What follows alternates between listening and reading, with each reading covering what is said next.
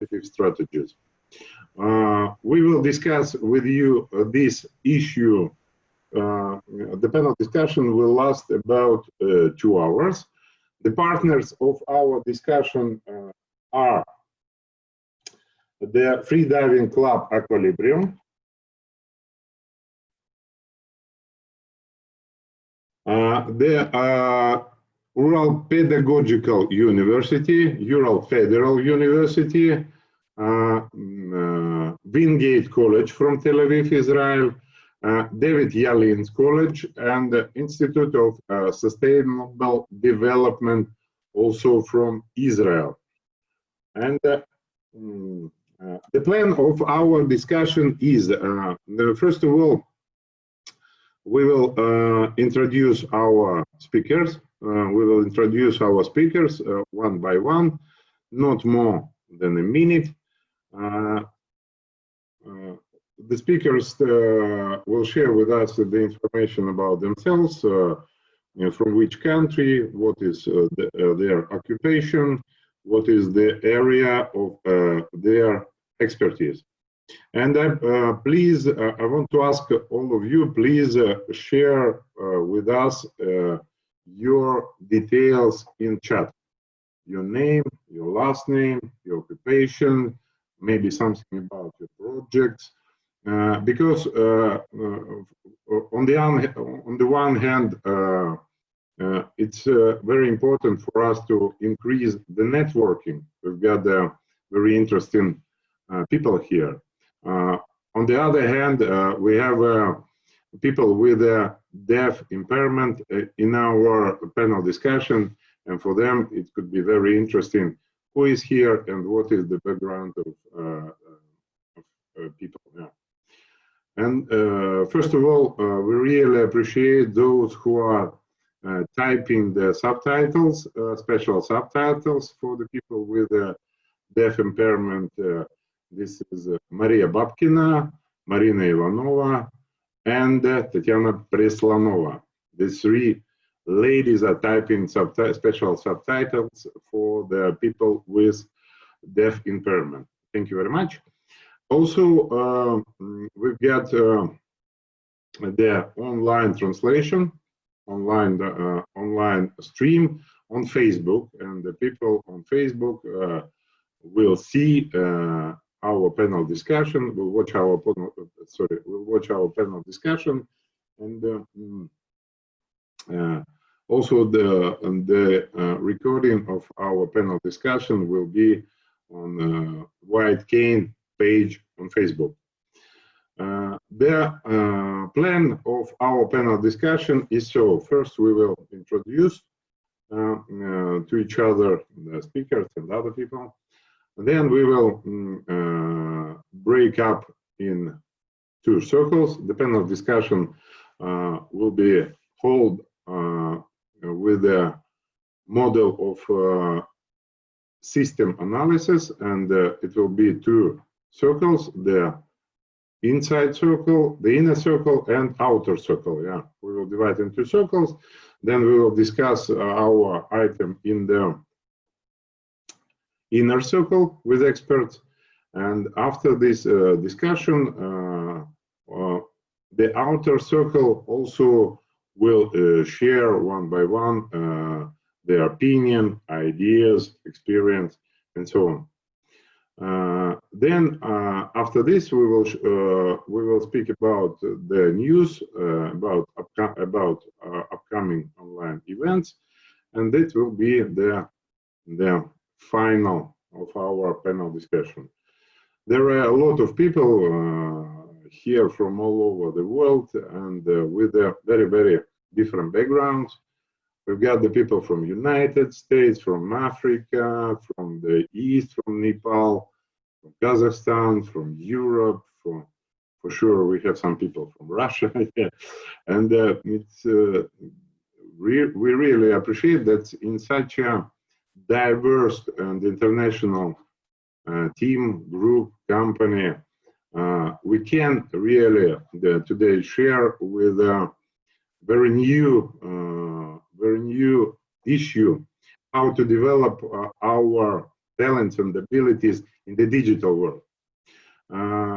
Few words about the item of our discussion. The digital world is a very interesting and modern space.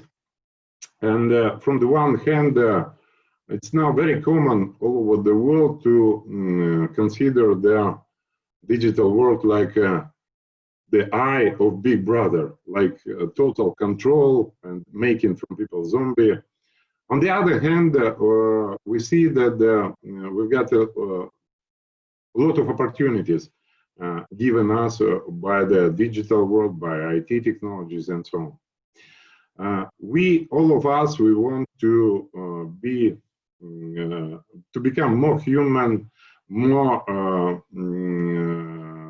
people who are developing talents and abilities. Yeah, and what we discovered not long ago that, for example, people with disabilities, through their limitation, they've got additional abilities.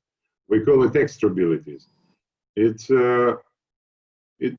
These abilities are developing only by the limitations and by the active social life, active collaboration with people with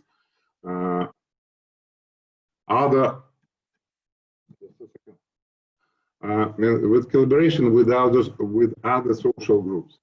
And these online activities, this online format that this pandemic, they made for us, for sure, the conditions of great limitation.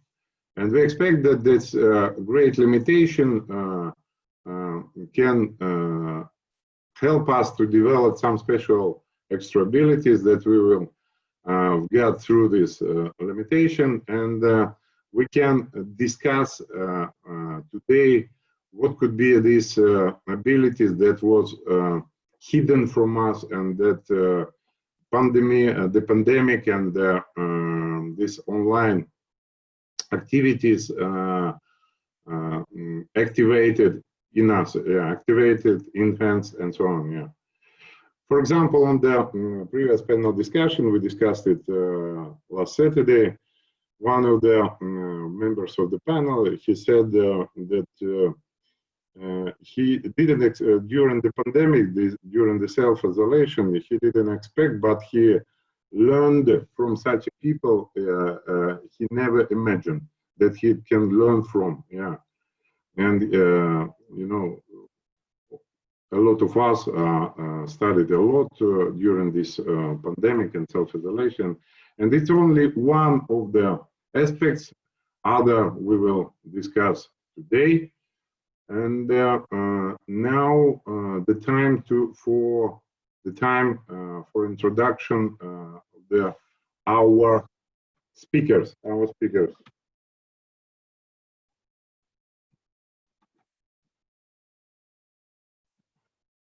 I would like to ask Vera Garina, the host of the conference, to turn on microphones for our speakers who are in the list of speakers.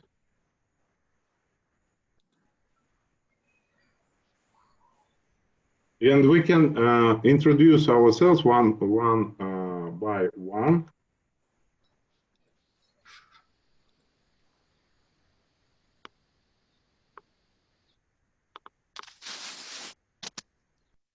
Let's start with Susan O'Rourke. Sure. Please. I'm happy to start.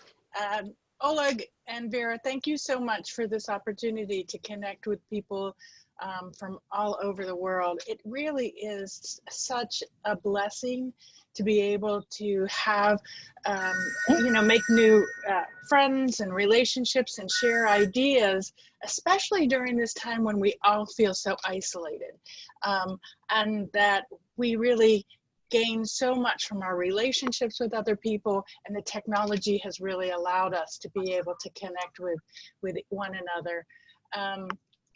I'm just gonna, Oleg, did you say I had 3 minutes? What? Did you say I had 3 minutes? No, yeah, now introduction only 1 minute. Yeah, later Oh, just on. 1 minute. Okay, so in that 1 minute, I am a faculty at a small liberal arts Catholic university in Pittsburgh, Pennsylvania. I've been teaching in special education and instructional design and technology for over 20 years now.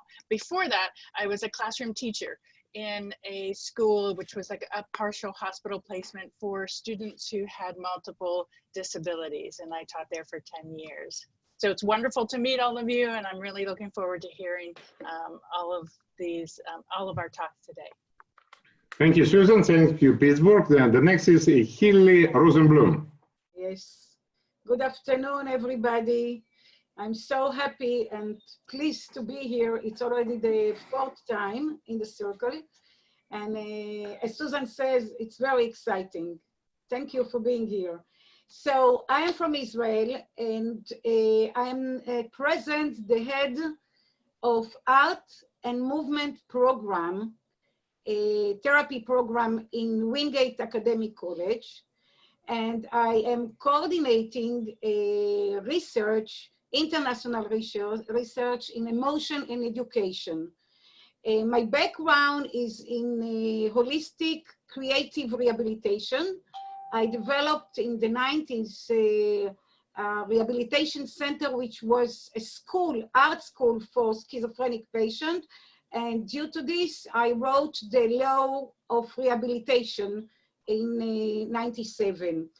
Later on, I developed the Lab Circle program for professional development of educators working with children and adults with learning disabilities, ADHD, and attention deficit disorder. We are in Wingate hosting international seminars, and Oleg and Nina just came in January to us, and we invite others to come and present their inclusive ideas.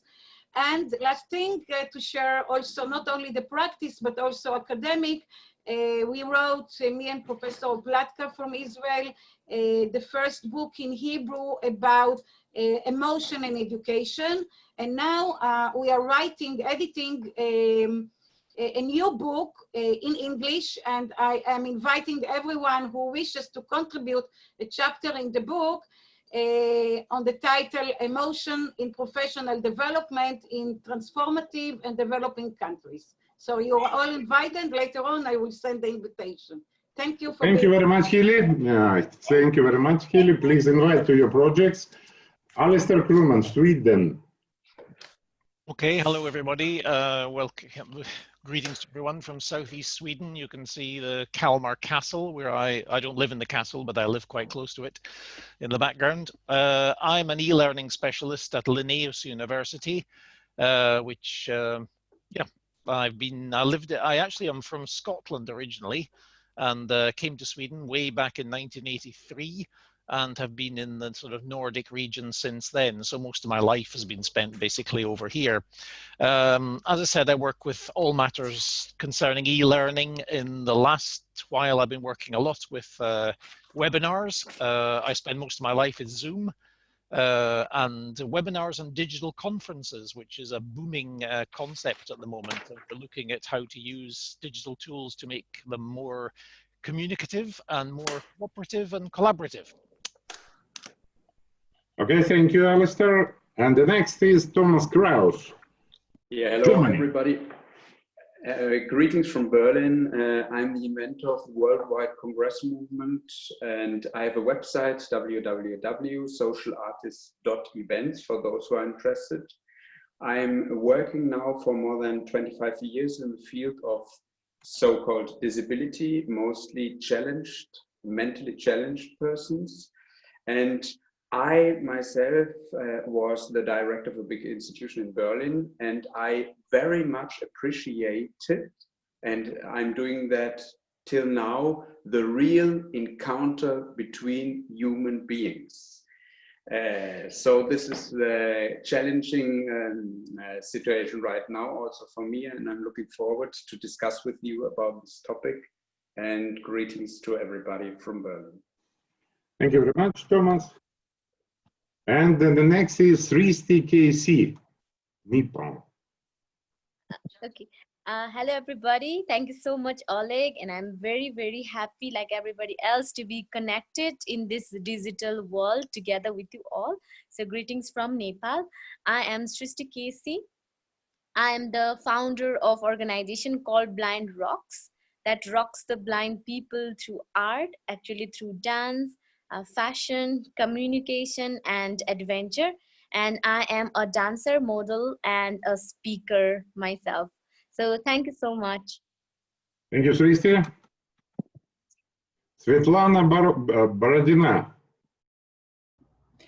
Hi, United everyone. States. Hi, everyone. Thanks for the organizers, to the organizers for this amazing virtual get-together.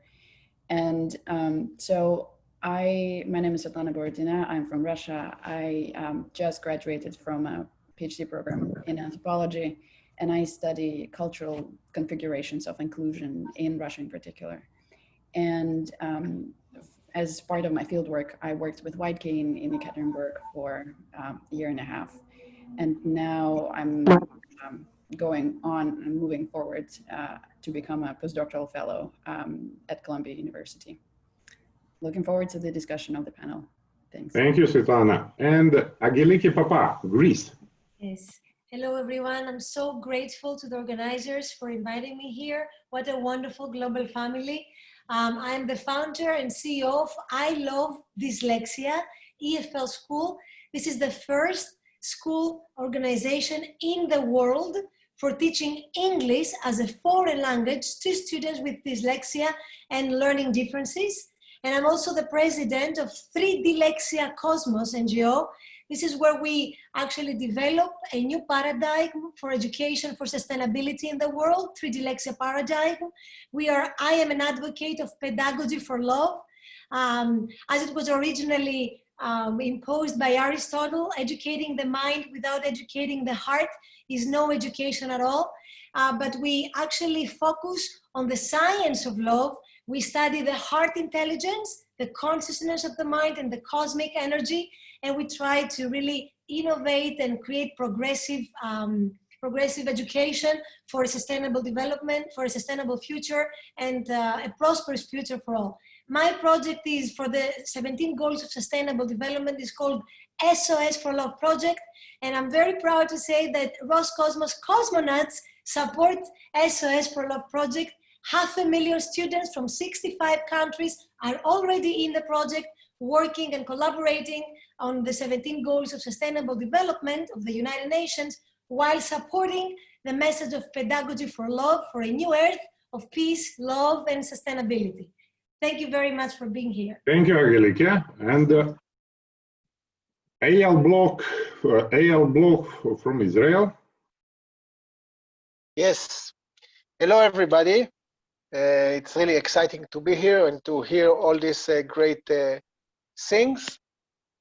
My background is mathematics and computer science. Out of this, in the 80s, out of this I started to be an educator in Waldorf, co-founder of the Waldorf in a school in Jerusalem.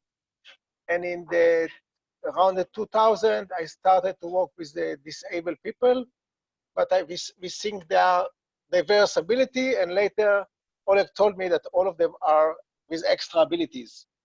So for the past 14 years, we are taking people with extra abilities and help them to discover the inner leadership in them. So we are not helping them, they are helping us and improving the society. So thank you very much. Thank you, Eyal. And Sylvia Stiglitz. I don't think she is on, but I present. Okay. Okay, and one more expert, Vera Garinina. Can you introduce yourself? Yes, my name is Vera, and I'm a psychologist. I live in Kazan. Currently, I work at the International School of Kazan as SEN teacher and psychologist, both. Thank you very much. Happy to see, yes, all of you here. Thank you very much. Okay, dear experts, now we we need to break up in two circles, the inner circle and outer circle. Some of the experts will be in the inner circle. We need 6 people in the inner circle.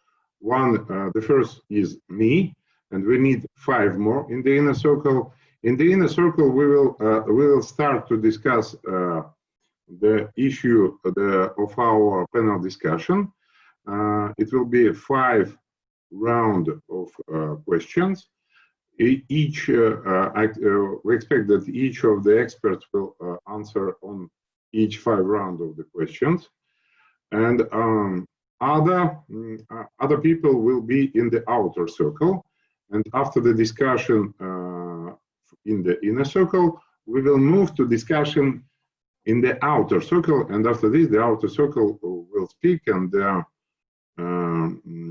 will have a chance to speak also. Yeah, that is the plan. And the question, and my question is, who from experts who want to be in the inner circle? We need 5 people, and the idea is to make as much diverse inner circle as possible. Different countries, different backgrounds, different extrabilities, and so on. Let's try to make it together. First of all, who want to be in the inner circle? We need 5 persons. Well, we have a raised hand from Alastair Krillman and Hilly Rosenblum. Alastair Krillman and Hilly. There's the inner circle. Agiliki Papa. Agiliki Papa, the third one. 2 more. United States. Susan Chat. Susan. And who will be one more? Mustafa is writing in chat. Oh, okay, huh? Mustafa is writing in chat that he wants to be in the inner circle. Okay. The good idea to we're speaking about the inclusive culture, so we have to include everybody. Yeah, Mustafa from Turkey. Mustafa, okay. I would like to ask Vera to leave the microphones to Angeliki Papa, to Hilly Rosenblum, to Susan Arur, to Alastair Krillman, and to Mustafa, yeah? Mm-hmm. Okay. And for others, please, please turn off the microphones till we discuss in the inner circle. And after the discussion in the inner circle, all of us will have opportunity to speak one by one from the outer circle. Yeah. Okay. I'm glad to share that our event is we host in preparation of 3 big events. The International Inclusive Expo that will be in 2023 in next Congress for people with disabilities that will be in September 2020, and the annual conference Extrability, like a phenomenon of inclusive culture. It will be this December in Russia, and next February in Israel. Yeah, 3 big events. Yeah, we are preparing by our panel discussion. Okay, so Mustafa, are you with us? Oh yeah. Can you introduce yourself? Yeah, shortly. Well, I'm Professor Altan from Kayseri, Erciyes University, Turkey, and I'm a teacher educator. And I wrote, the details of my research interest in the chat. So I don't want to waste time. So anybody interested in my background, they can find it there. Okay, nice. Okay, and shortly about rules of our discussion in the inner circle. We have 6 of us. I will recall to myself Angelike, Hilly, Mustafa, Susan, and Alistair. Yeah. Okay. There will be 5 rounds of questions, and I expect each of participants of the inner circle will answer each of the questions. And please please talk in time. The limit will be 2 minutes. 2 minutes. I get a timer for each answer. Yeah, for each answer of each expert, the limit of time will be 2 minutes. Only in this 5 round, it will be conclusion. The limit will be 3 minutes. Yeah. We expect that you will answer one by one, and I will tell who will speak. Yeah, who will speak. This is we don't interrupt each other. We don't comment each other. That's it. That's all. I think. Yeah. Okay. So let's start. And the first question for the first round is. Let us, we are now speaking about the total online and developing talents and abilities, the experience of these 3-4 months that we are really living inside the digital world. And first, let's discuss problems. We need to discuss real problems. We need to discuss real cases, real examples of problems with which you faced in these 2-3 months. What were or what are the real problems? We need the real examples. 2 minutes. 2 minutes. Who wants to start?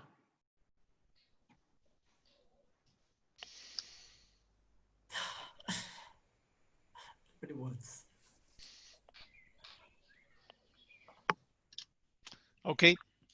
Alistair, you will start, yeah? Yep, gets Okay. things going. Someone's going to be first, and then it's easier for everyone else to answer afterwards.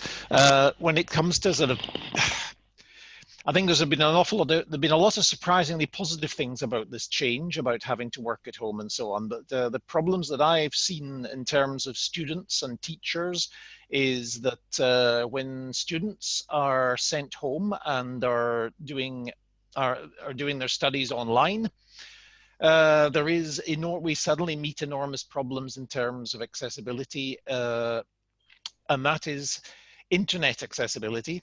Many students have not got the right bandwidth. They haven't got the right equipment at home. They don't have a computer.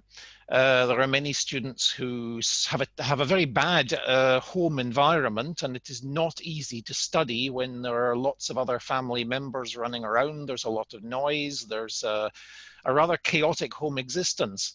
And for many of these students and pupils, this is damaging their education, because for them, the school is a sort of oasis in their lives from a chaotic home environment. And that is a major issue at the moment. They need the school to give them structure, to give them a social context. And when they're at home all day, there can be family violence, there can be various, all sorts of extreme situations. There's also been, I've read reports and discussed with colleagues about how some people with certain disabilities have had problems being at home in terms of their lives not being very structured. Various conditions where ADHD and so on, where they find that the structure of the school is suddenly disrupted. There is no timetable, there is no routine, and that is very disorientating. These are a couple of things I've thought of, and I'm aware that that's 2 minutes up. You have more time, no? Okay. Oh, goodness. I was, I think I have a timer. No, yeah. oh, it's finished, yeah. It's finished. There you go. Okay. I will. Sorry, Oleg, I'm sorry. Can I interrupt you? Uh-huh.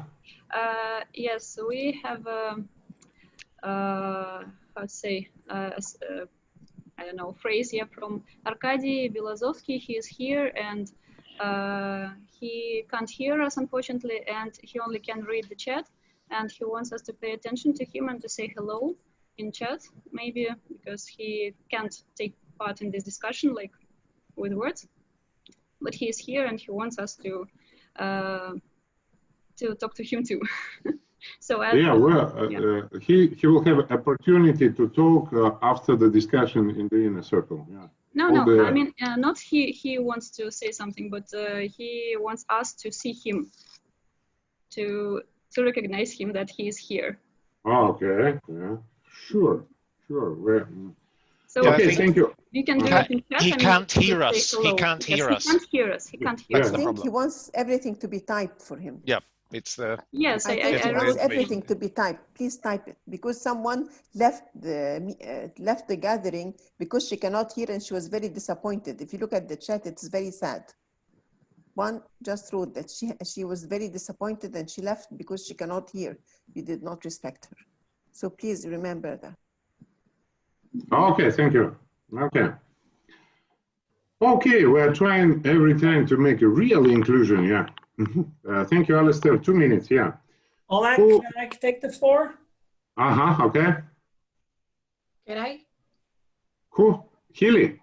Yes. Hilly, okay, 2 minutes. Problems and real cases. Okay.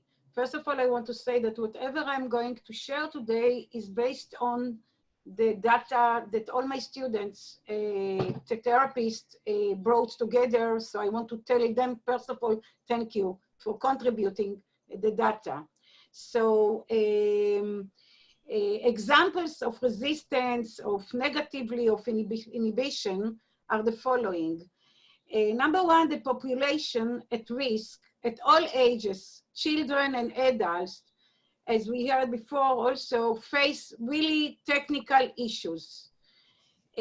Population, for example, that living in special care institution like elderly home or youth who are not living at home, children that are under the welfare supervision in law, that the entrance to these special places needs special permission, and not always it was possible. Another issue is the extreme family issues. Examples such as parent which is in prison and sickness in the family. All this raises the negativity to collaborate with the Zoom program. Also, emotional and cognitive status of a participant, that the Zoom inhibits the need for human contact. For example, we have a group from Elvin Rehabilitation Center in Israel that they come to our college. You met them, Oleg and Nina, and now they cannot come and they stay over there in their own places. And we actually, I shared before, we did some program on video, on Zoom recording to help them. But there 2 was minutes, 2 minutes, Hillis, thank you. Okay, welcome. Thank you. I will put 2 minutes for myself, yeah. What problems I personally faced? The first, we transferred some offline social projects. I'm making social projects. We work in the special school for blind people, and there we have a project Business City, where the children make the real companies, real and serve each other, printing money. It was a very good offline game, and through this self-isolation, we started to convert this game into online mode, and we transferred it into the competition of online social projects. And there were partners of these children companies. There were mentors from business, from the business organization. Each company, they've got the mentor from business organization. And what was interesting, when we start online, working online, these mentors from the business, they say, we will not participate in this shit. This is not good, we will not participate, it's shit, we will wait when everybody will be left, and so on and so on. and now we are doing with with children by ourselves this project. The second was about the staff of White Cane NGO. Our people from when we started to do such as Zoom events all over the world, the staff pushed me. We need special education. We need you to teach us how to use Zoom. We need special lessons. We need the study programs here. They were a little bit angry, not a little bit, they were quite angry. Okay, 2 minutes. Okay. Who want to? Mustafa, yeah. Yeah, okay. Mustafa, please speak a little bit more louder or closer to micro. Okay. So, hello everybody. So the coronavirus, we all know that, this pandemic brought a lot of, changes, and we face it. And I started, of course, this process with my students first, with my classes, of course, at the university, plus I deal with, teachers working all over the country. What I noticed first, contrary to the popular belief, digital transformation is not about technology. It is all about people. So we all have technology, but our ability to adapt to an even more digital future depends on developing the next generation of skills. So therefore, we should focus on Mustafa, sorry to interrupt you. We need, in this first round, real examples of problems, real cases. Oh, okay. Then the real problem was people were not, or the students were not, ready to use the technology. The problem was not with the technology itself, but how to use the technology. The main problem was there. For example, the Ministry of Education immediately started, online and courses from the IBA TV on TVs, but the kids were not ready to take the courses from TV. Teachers were not ready how to give the courses online. Therefore, we should start, investing on people first before investing technology. We will come to advisors. Yes, thank you very much. Okay. Angeliki, Susan? Yes. Angeliki, yeah? Yes. Absolutely. Everything that I heard is actually what I had to face also, especially the context, the social context, which was really negative for some of the students because the parents were making a lot of noise. So I had a student, for example, at some point shouting to her mother and her father in the middle of my workshop to, stop shouting. So everybody was freezed because immediately we found ourselves witnessing something which was very personal. So that was really a very embarrassing moment from everyone. But at the same time, I have to say that we also felt connected because we had the chance to, there's always a double side in everything. Nothing is totally negative or totally positive. So at the same time, I got to know the challenges that my student faces in the house. Another challenge that I found, and my team in I Love Dyslexia, very, very provocative, was the fact that it wasn't easy for us to do hands-on activities on real time with the students, and also drama play, because we create drama play. So my students, they enjoy role playing on the scene, and they experience English as a foreign language through role playing, but really using their whole body and connecting with each other. Also hands-on activities, we were struggling to find a way to connect the students online, doing things with their hands, not only through technology, but really creating stuff. So we had to find ways to overcome these challenges, because especially students with learning differences are very experiential learners and they want to do hands-on things. So this was something which was challenging for us. Okay, Angeliki, thank you. Susan? Yes, I want to echo especially what Alistair was saying about having problems with students having accessibility. We did a survey of our students and we found out that 25% of them were actually taking their courses on their phone. And we can see how that would be really challenging to try to be able to manage a course within that small of an environment. Also, we saw that there were some students that really had some home challenges where there was violence in the home. Some of our students didn't have a place to go to, so when they shut down the campus, they had to remain there, and then feeding them became an issue. That was a problem. But I think from an educational standpoint, I agree with, is it Angelica? Is that, and Angelica. We had a similar problem in that we had students that really weren't able to do group work anymore because they didn't have that connection with each other. And there's so much learning that happens in that group work that we weren't able to kind of duplicate online.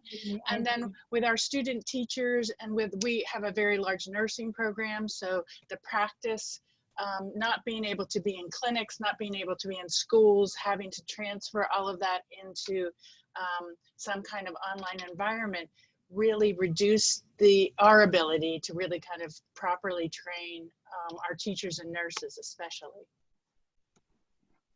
Thank you very much, Susan. Okay, and the next question for the next round is, we heard... Can I say, please, dear speakers, can we slow down a little because subtitles don't keep up with you. It's real hard. Thank you. Thank you for this. Okay, and the next question for the second round is, we heard a lot of interesting stories of problems, and now let's speak about the reasons of these problems. Why these problems are existing? What are the reasons? What you discovered? What are the reasons of the problems that you described, and what are the reasons of problems that we knew from you colleagues? What are the reasons? What are the reasons of problems that are very hard to very difficult to work in online? Who wants to start? I can start. Okay. Since I was last time. I will try to slow down. So we found that there was poverty was an issue for some of our students and their ability to have the proper equipment. So that was a reason why students were having difficulty with access. We also felt that one of the reasons why we were having trouble was because we really in the United States we still don't have a plan for how to do any testing. Nobody can get a test here. Nobody can find out if they already have any kind of antibodies. So we're very limited in our ability to see where we can have small groups of students engaging together. It's just not safe yet. So a lack of a federal or a government plan to really let us know how we're going to move forward, how we're going to start to reduce the social distancing in order to be able to do the kinds of things that we need to do out into the communities, in the clinics and in the schools. That's it? Okay, thank you, Susan. Okay, I will put 2 minutes to myself. 1, 2. Okay, it's very interesting, yeah. About the reasons why the problems. First of all, we stayed alone. We stayed alone for a long time. When I'm speaking with a computer, I'm speaking first of all with myself, and it's about how I'm speaking with myself. That it's a big problem. The second reason is it's very interesting that we've got no such a culture.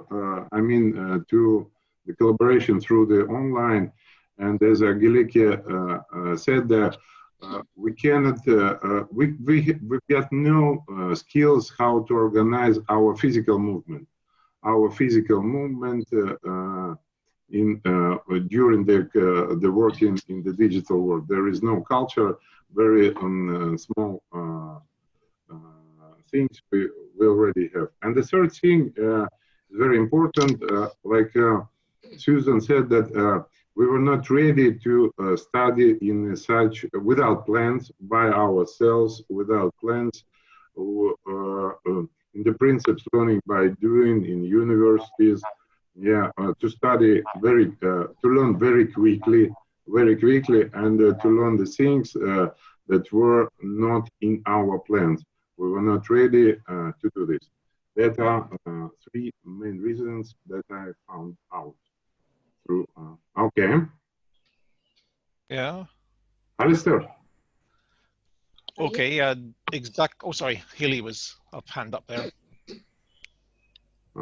Haley, yeah? Yes, okay. Okay, because when you raise up your hand, Yeah. don't forget that I am blind, yeah? just start to speak. Okay, good. So 2 minutes. The main factors that determine success or failure here on negativism is for us, as we are in the art and movement department. So art and movement therapy is using creativity, art activities, imagination, and fantasy activities, and the Zoom space inhibited, immersing in this creative space, as it has no grounding to hold the human contact, which leads to release of free association and imagination. Another issue is the feeling of invasion into personal privacy space, because the Zoom captures our own home or the patient or student home, in contrast to the clinic or the class, which is a mutual public space. So the Zoom is a new space, and the absence of holding as it exists in the clinic or in the class brings it as a sterile space, very far away. And we miss the holistic attention. It arises difficulties in absorbing body language. There is no eye contact, and of course, lack of humanistic and social energy. This is the humanistic issues, but of course, the technical issues concerning possessing computer device is something that everybody, I think, failed. So one more thing that I would like to say, that on point of the leadership, while it is focusing only on professional dimension, it inhibits the development of ability. 2 minutes, Lily. Okay, thank you. Thank you very much. Welcome. Thank you. Alistair. I'll have a go now. Okay, I agree. A lot of things I agree with there. I would also like to say that, I mean, the reasons behind, as Susan said, the reason behind a lot of these problems have nothing to do with technology or that switch. They're social problems, they are societal problems, they're management problems, they're competence problems. I run mostly online education, and my courses were totally unaffected by this. We just continued as normal, whereas other courses were very disrupted. I think we have to see that, we have to remember that this transition has been a forced one. Much of the education that is taking place now is sort of emergency training that is done online, and do not confuse that with well-planned quality online learning, which can be very social, very collaborative, and can be very engaging. And I know because I've taken part in and arrange a lot of them. So don't make that mistake of judging distance learning and so on by what's gone on here, though there have been very good examples of it. Okay, thank you, Alistair. Agilike, Mustafa, who wants to? Okay, I can. Agilike, huh? I would just have to say that some people are less tech-wise Some other people are, you know, more tech-wise. So it was, for me, I had a mixed ability group in front of my Zoom meetings and my Microsoft meetings and my Google meetings. There were people, they were, I would say that it's somewhere in the middle. I wouldn't say that technology doesn't have a part into these challenges. I believe that the truth is somewhere in the middle. Yes, people, not all people are the same. They don't have the same flexibility. They're not versatile. They're not willing to quit their previous ways of communication to switch into the technological ways of communication. However, also some of my students were really progressive in their way that they knew already how to use technology because their background, they were already involved in technology. Some of them were never even, they had never even used Skype before. So that was especially initially a problem. And after a while, after 1 month, we started having a balance this kind of differences in the starting point, because as I told you, some of my students, they had never used Skype before. So it also, technology is part of it, but I would totally agree that absolutely versatility, how to adjust into new situation are the skills that not all of the students had, they are in tune at the very first moment of the COVID-19 situation happened. So I believe that if we had more time to see, and if we have more time to see, the results will change. So this is just about the beginning of online learning under these conditions. Maybe 2 or 3 months later, if we have a discussion like this, we will have different things to say about the reasons. 2 minutes, thank you. Thank you very much. Okay, Mustafa, about the reasons of problems. About the reasons of problems, what did you hear from the people and from yourself inside of you? Thank you. Thank you. I agree that, you know, the pandemic, you know, caused inequality. All over the world, around 30% of students couldn't reach technology, but 70% of people or students, you know, reached the technology. Then the problem, you know, is here not having the technology, but how to use the technology. For example, in my case, I never ever had a problem with my students. Around, you know, 130, you know, students I had, 3 courses. Why? Because I started training my students first how to use the technology. Then I started my, you know, courses. As Alistair said, quality designed, you know, programs or courses, I mean, will not have such problems. But again, we have to start with training or, you know, whatever, the teachers, students, parents, etc. For example, we never ever, or the, you know, the governments never ever gave, you know, a kind of, you know, training to parents, how to use this technology, how to help their kids. Kids never ever, you know, had such a training. Teachers never had such a training. And then, you know, having technology, the computer in front of you, but you don't know how to give online courses, how to engage students, how to collaborate, how to, you know, create a lively lesson there, because the teacher education programs didn't have such programs, you know, such, you know, training programs. Or therefore, we should invest more on upskilling our, you know, customers, our students, future teachers, whatever, or parents, or who are going to give, you know, online courses or online programs. Yeah, the problem is not with the technology or reaching the technology. It's very easy to reach the technology. For example, the government started giving, you know, computers to every single, you know, family in Turkey. 2 minutes, Mustafa. But reaching technology will not solve our problems. Mustafa, 2 minutes. Thank you. Okay. And please, dear colleagues, let's learn, let's think how to speak a little bit slower, yeah, because we are to be in one rhythm with our people who are typing subtitles. Please read what they are typing from your words, yeah. Oh, we're just learning, studying, and so on. Okay. And for the next round, the question is, now we're switching for good examples, for positive examples, yeah.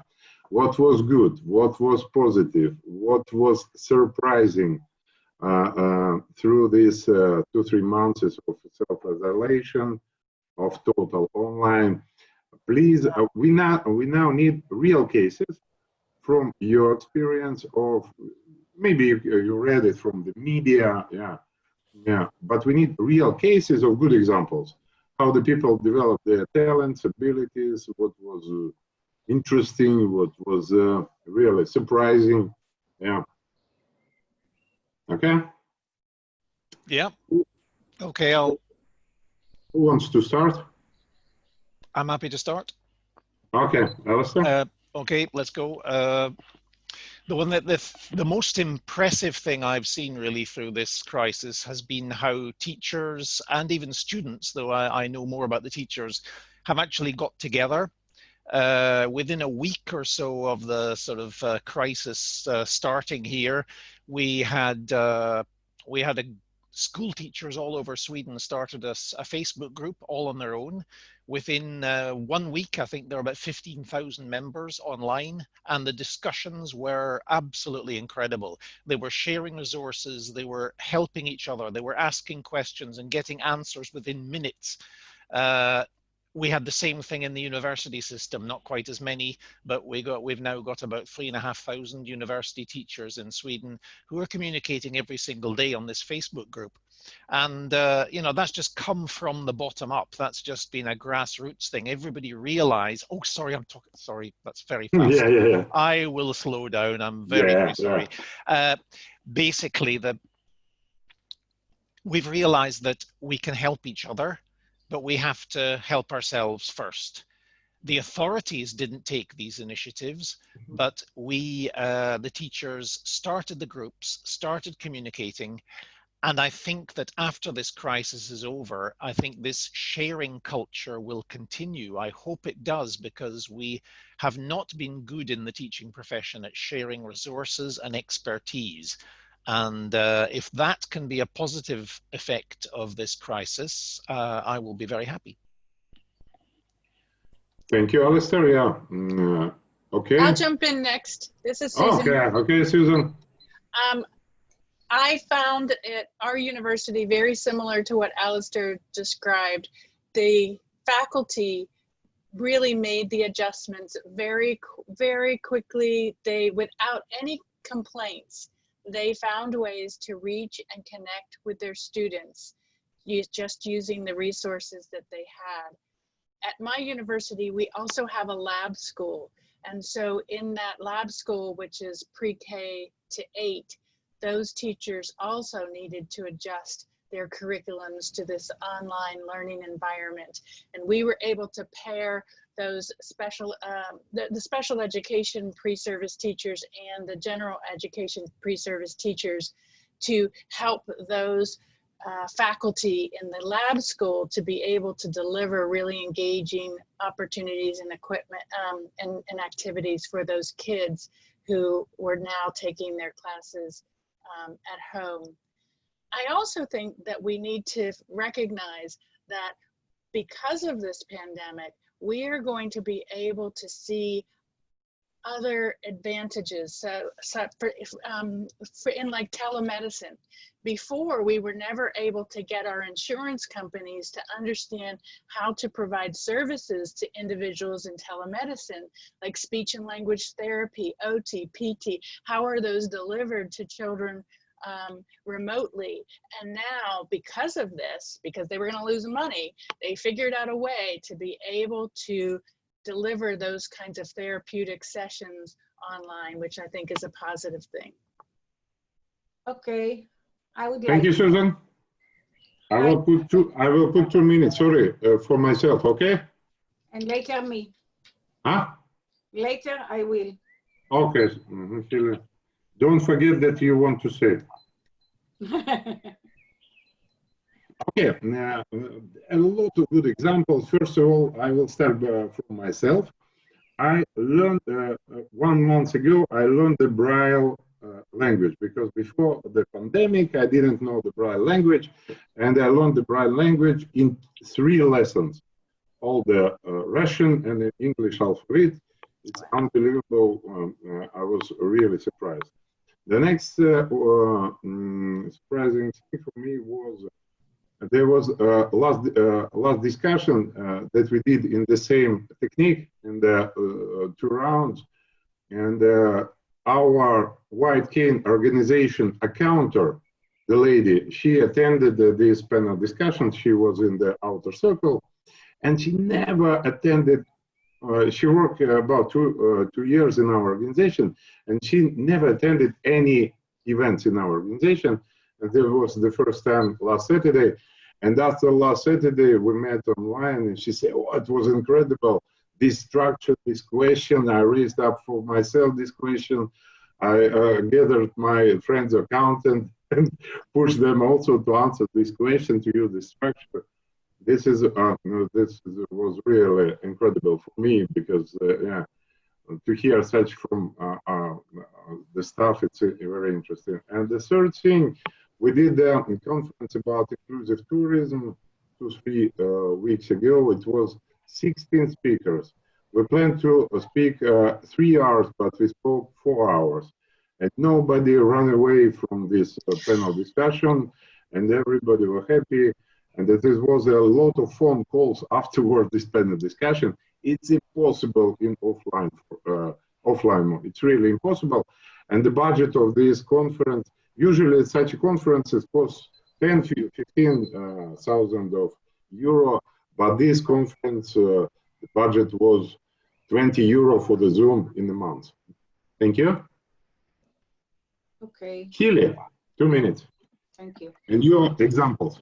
Yes, so I will, in order to give the examples, I will cite the data that I collected. One of my students revealed the following.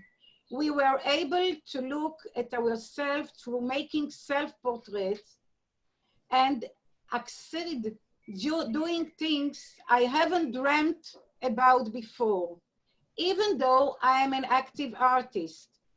I learned to let go, stopped being accurate and calculating every time I drew on the canvas. And this helped me while meeting my patient online. Continuing, I used materials which are handy at home, such as spices from the kitchen, or wood and nails, and even the gloves. All this revealed so much about myself. It had a huge impact on my abilities and creativity to work with my patient through the Zoom. We have gone on a deeper journey, I suppose, perhaps because of even practical issues such as transportation were not at the issue at the moment.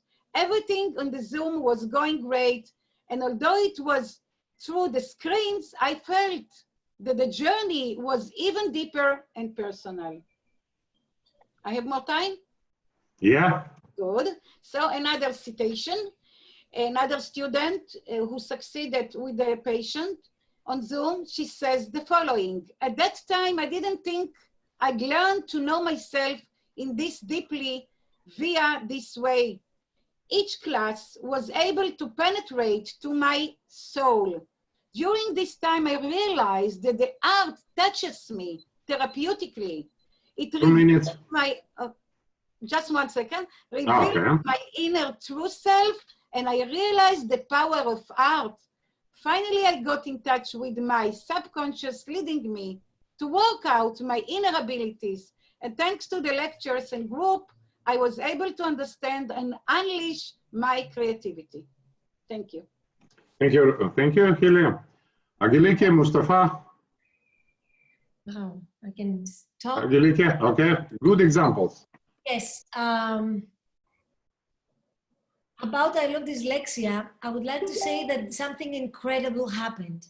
A lot of students with dyslexia and attention deficit hyperactivity disorder, ADD, we were struggling to sometimes to have their attention while we were doing workshops and private lessons live in I Love Dyslexia School. However, for some crazy reason, when they were stuck in front of the screen, we had for the very first time, and also with students with autism, 100% their attention. They were the most productive lessons we ever had.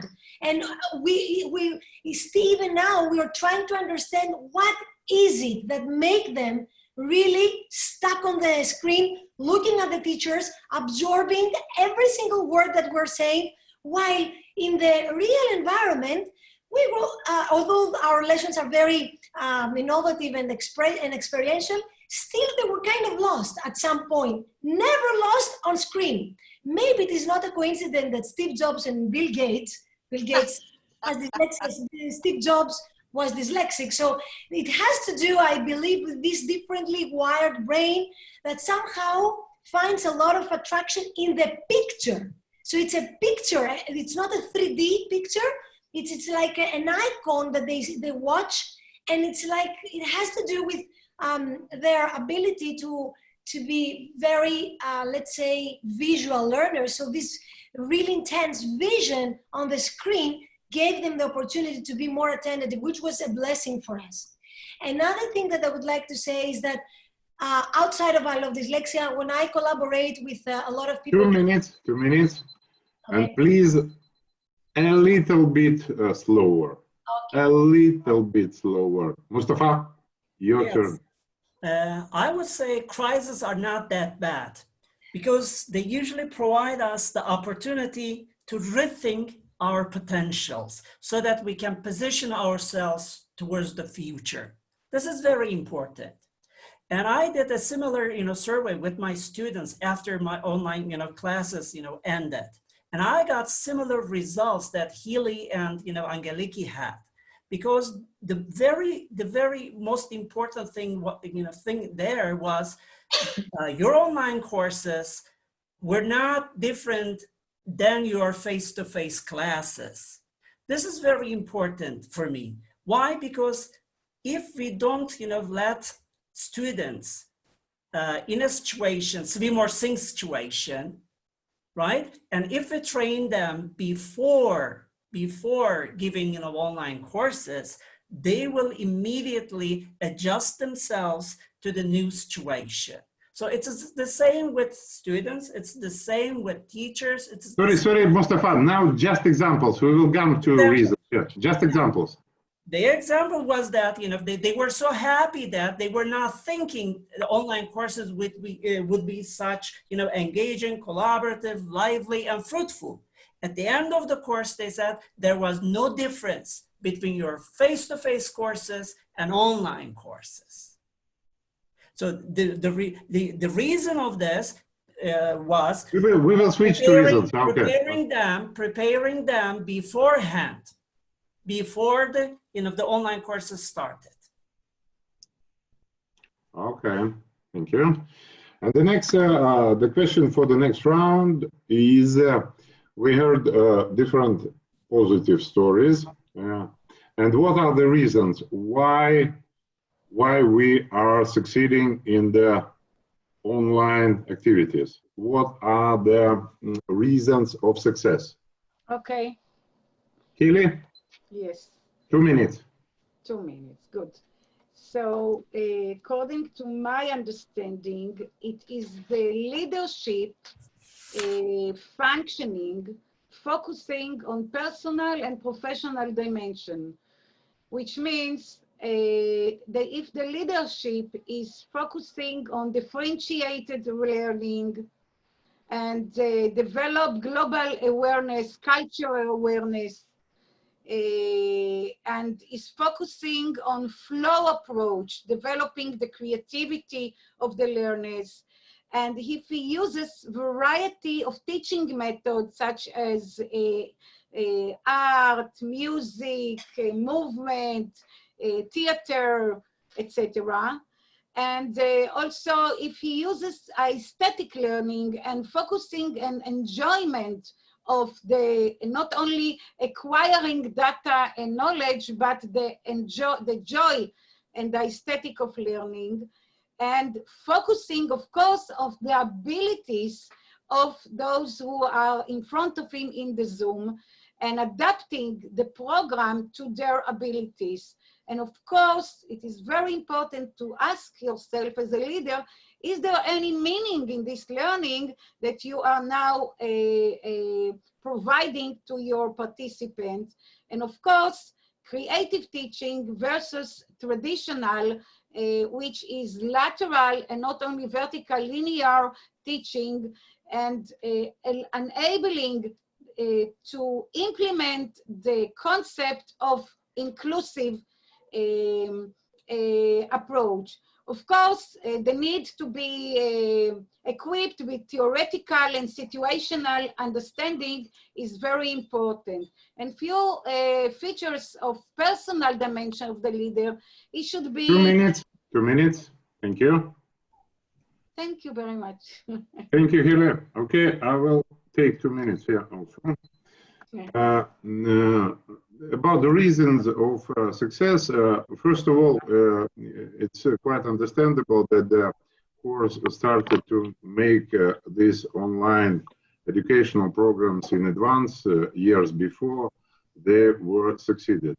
That's the first of all. The second, as Angeliki said, they involved, they did very good experiments through online, and they succeeded. They succeeded. They put in the online education such a people in such a way that they never expected from themselves.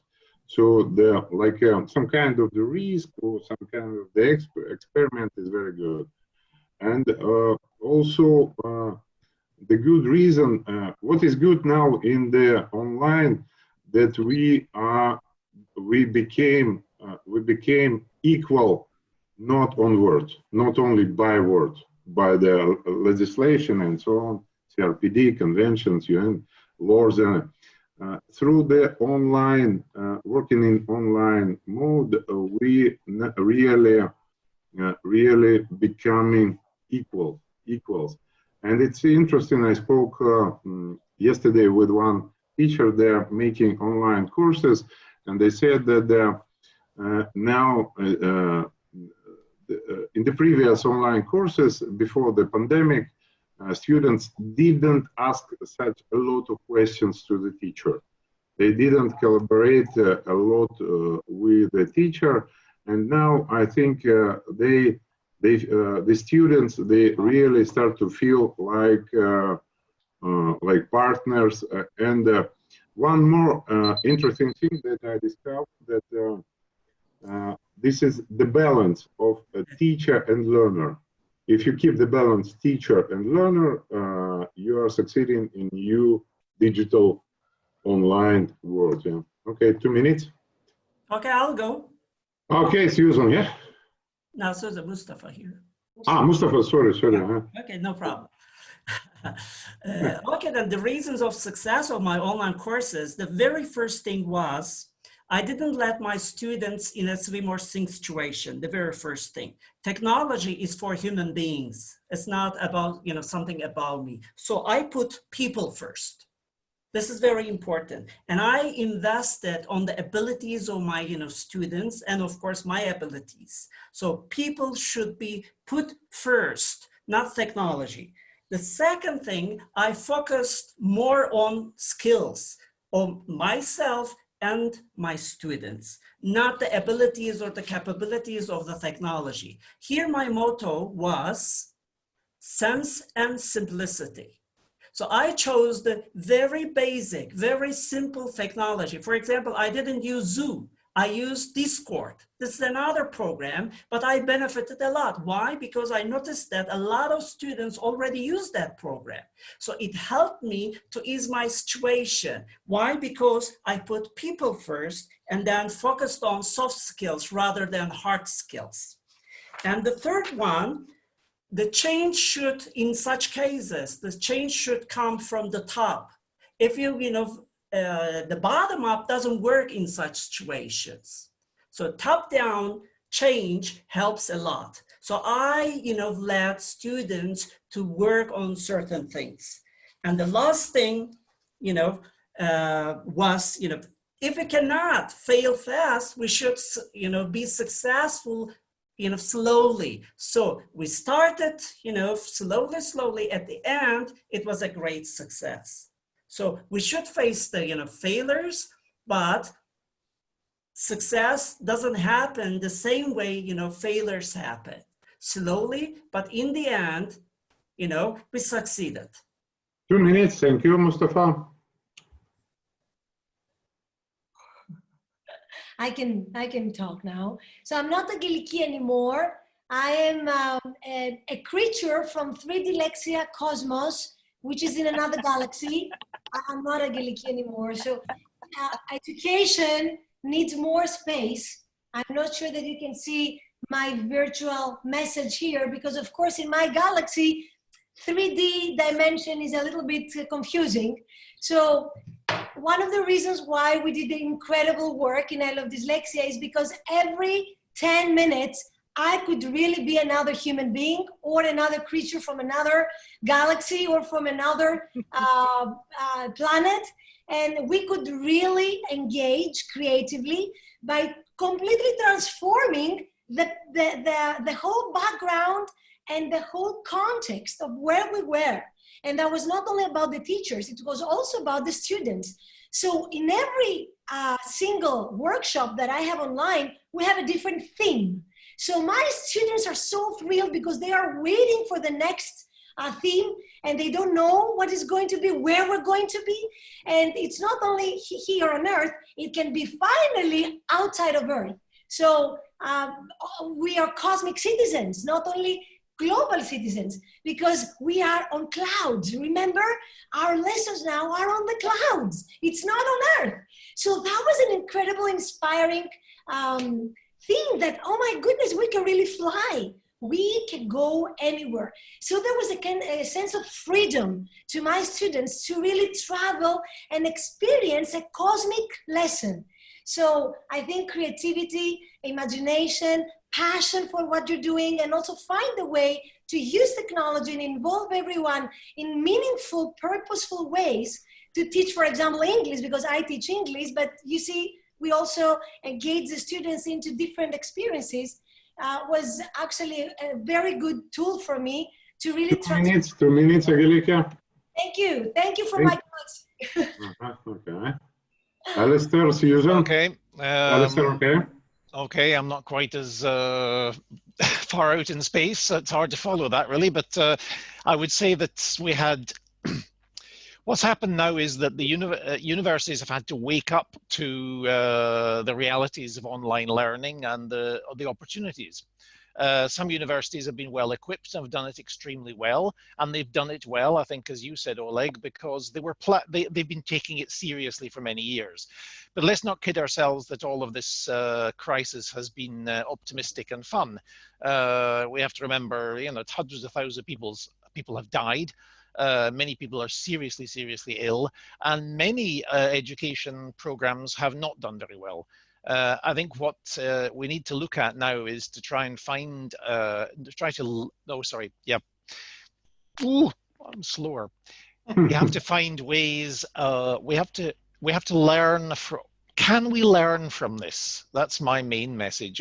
I hope we can learn that there are other ways to educate, that the online space can be very productive and can be very inspiring. We need to get strategies in place. We need to help teachers by training them. Maybe I'm changing subject here, but I think I hope that the crucial factor is we need to be better. Digital resilience is a good word.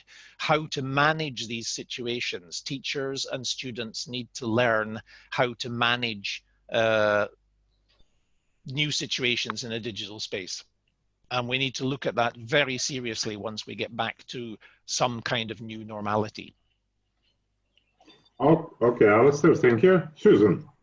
Oh, first of all, I just want to say that I want to be a student in one of Adaliti's courses. Because she obviously makes it so much fun. I think that what we have realized is that at Carlow University, we moved to a lot of online learning about 20 years ago, mostly because of parking concerns. We're really constrained in a very urban area in Pittsburgh. And so so for all of my graduate classes in special education, they've been online. So that helped us be successful. We also have established a Center for Digital Learning a few years ago, which is filled with instructional designers and people who are knowledgeable about videos. And that helped our faculty who did not have as much experience. And so that's one of the reasons why we were successful. But I do think, and I think this might get a little bit to what Hilly was saying, and I think Mustafa, what they were saying about relationships. The relationships that you have with your students really allow them to connect with the content and the curriculum.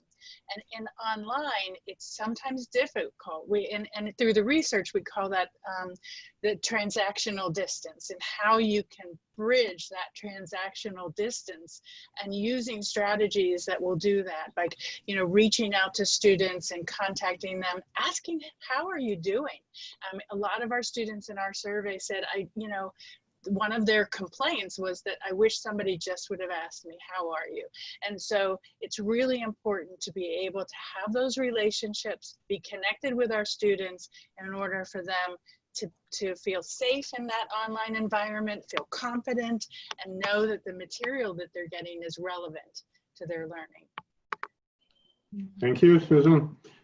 Okay, and now the last round of questions is conclusion. Now, please make your conclusion, your ideas, what you learned from, what you understand from our discussion, and please finalize your conclusion with advice. What to do to yourself, to people, to us. Please finalize with advice. And the limit of time will be 3 minutes. And if you don't mind, I will start. 3 minutes. Okay. It's a very interesting discussion, panel discussion today. I'm a little bit smiling because I failed. Usually I realize that I'm failed in organizing this discussion, because usually I'm trying to make as more inclusive group as possible. And in my mind, I tried to make this on this panel, but I failed because I realized that 5 of you are teachers from the university. Yeah, and this is very interesting. This is very interesting. It means that this in our digital world, there inclusive interaction, because between the digital world and world of education is very important. Yeah. And it's very important to take the balance. Digital world is teaching educational world, and educational world is teaching digital world. Yeah, that is one of the main conclusions. The second is it's very interesting that we are really to build a new culture not only with the collaboration with the digital world. For example, this idea that we have to make such a culture with physical doings, with practical things in this digital world, how we can move, make the trainings and so on. I mean the physical movement. Yeah, it's very important. And it's very interesting thing I heard from Mustafa about the balance of hard skills and soft skills. It's very interesting that now, through the collaboration with digital world, we are really developing more soft skills, and it could be more new soft skills, like a task to develop in through the online education and so on. It could be the new list of skills, and I think it's very important for the future world. And my advice is we are to raise, for the people who are now engaged in computer science, we are to raise for them the task how we can develop the soft skills. Soft skills, first of all, through their online education, through their online games, from different types of online collaboration. It's very interesting to 3 minutes. Yeah, my advice is to put new tasks, objectives for the people who are engaging in developing their IT systems, how to develop the soft skills. Conclusion.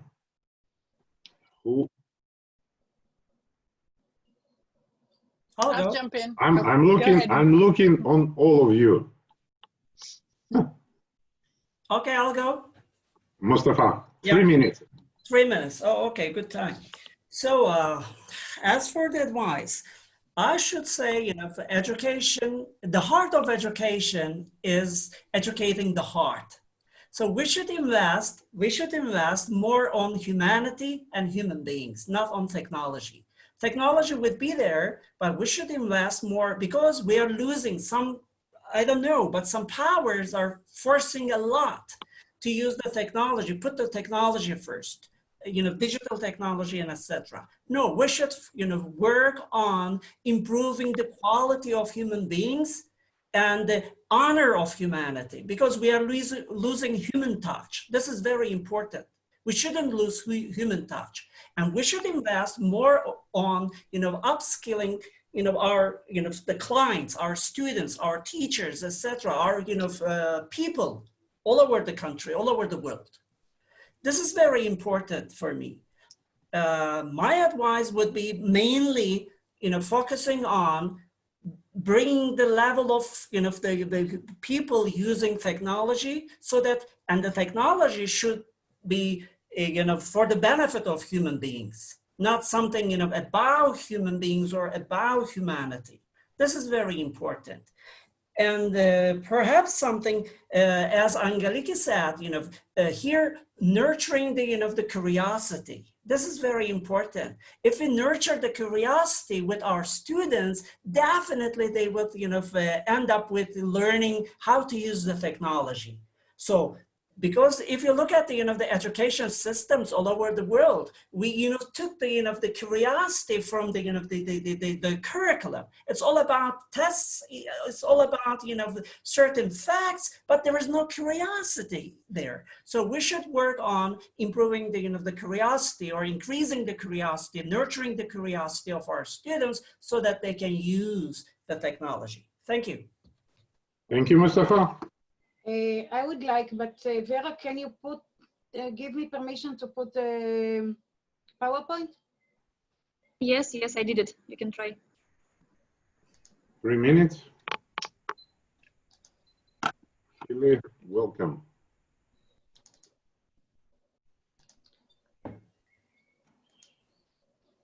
Okay, can you see?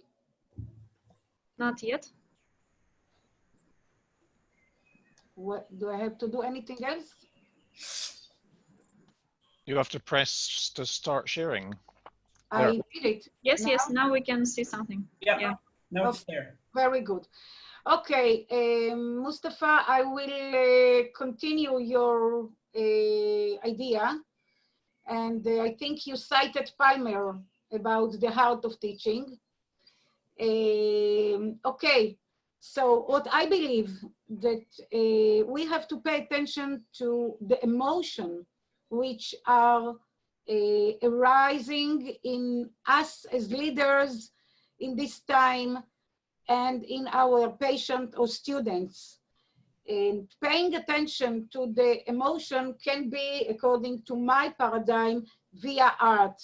As Angelica already said before, she mentioned Aristo, that he was talking about the healing power of art.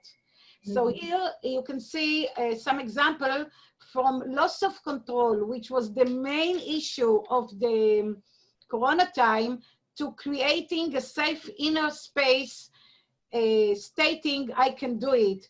You can see here, these are examples of my students that they themselves, through the Zoom lessons in the college, or the college via the Zoom, they created their feeling, they expressed their own feeling via the Corona time, and they gave it all kind of expression via art, via music, via writing the poems. And this helped them, sustain them to work also with children that, of course, we don't see their faces over here, but you can understand that there are faces that belong to these children that felt loss of control, and using materials which are handy at home, just ready-made papers. They made signs and symbols and bracelets and chains all around, like the mandala, to hold on themselves and to give them the power. So in order for the children that working in the Zoom to evolve themselves, the focus should be to evolve the teachers themselves, their own emotion via the art. So, okay, and the leader, so my suggestion is to focus on developing the leader in a chaotic area, to be creative, to be charismatic, to focus on quality of life of education, and to enhance the feeling of belonging, of emotional and social energy, to enhance the hope in the students, and to open new alternative, especially now that we were all isolated and the alternative were very narrow. So to work on new alternatives. 3 minutes, Kelly, thank you. And the last word is collaboration. Thank you very much, Kelly. Thank you, thank you. Thank you. Angelika, are you ready? Yes, of course I am. I think it is not a coincidence that all humanity, we were forced to use technology when solidarity was so important for, on Earth. We were all actually had to find a way to use technology in an era, in a period of humanity, of the human history, because of COVID-19, that solidarity and connection and international spirit should be on the first row of everything. So I think it's a wonderful opportunity to discover how we can use the tool of technology to really bring everyone's hearts together, to feel this solidarity more than ever, and to bring real life transformative experience in education and generally in society because of the situations right now, COVID and technology. I will give a real example. Behind me, you can see the tools of my Zoom lessons and my lesson plans, which, by the way, I can send to all the institutions that they are right now with us. We send all these lesson plans and Zoom and live Zooms to Argentina, to Tucumán, Argentina, the Minister of Education, to support 500,000 students there with what we're doing in Greece, and inspire in creative ways the teachers and the students there. And it was an incredible opportunity. And of course, I would like to give my appreciation to the Minister of Tucumán of Education in Argentina that gave us the opportunity to feel this leadership of international solidarity using technology. So technology suddenly became the tool to discover new ways of creativity, new ways to connect our heart, and new ways to find ourselves, like right now, connecting with all people from all over the world, like a global family. So like in every situation, it's important to identify the opportunities and make them happen together, because only in solidarity and only by sharing and feeling empathy. Mustafa said that it is important for to bring an equality globally in how people have access in technology. So it is a wonderful opportunity to experience equity and fair opportunities for everyone right now. And you see that we all need this fair opportunity to use technology as a tool of solidarity. Why not thinking about all the inequalities that we have in society that should be more smoothened right now because of these opportunities that we have. Thank you. 3 minutes. Thank you, Angelica. Alistair, Susan, ready? Yeah, I can jump in. Okay. I think that we need to think about how we need to look for the silver linings in the clouds. I don't know if you know that expression, but when we are confronted with challenges like we have been with the pandemic, that we need to look at it as an opportunity to develop other kinds of skills. We're not quite ready to have the extra abilities that some of our colleagues have because they have had lots of practice in developing those other skills. But I think that it's been a real opportunity for us to think about things differently. And I liked what others have said about developing curiosity and looking at really engaging people holistically from the heart. I also think, and I think that's part of understanding the human experience and appreciating the human experience and our humanity and how we share those things and what we have in common with one another. But I think one of the things that we have gained from this opportunity is to develop in ourselves some innovative and creative thinking. We usually do that in our school, we do that through the arts to develop a student's creative thinking. And sometimes when we become very complacent in our days and our routines, that we fall back on what was comfortable. And we weren't comfortable, we're not comfortable. And so it has forced us to look at our existence, our lives, and our teaching practices, but our relationships in a different way.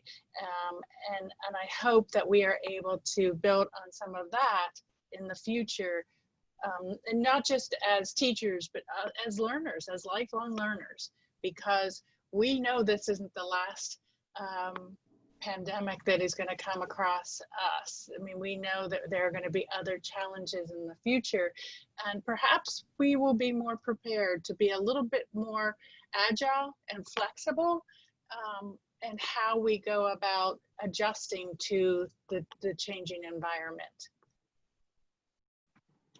Okay, thank you, Susan. Alistair, conclusion and advice. Okay, I promise to go slower. Sorry everyone about that. I can say I hope that when this is all finished, or this particular crisis is finished, that we can step back and review what has happened, and that leaderships can realize that we need to rethink education.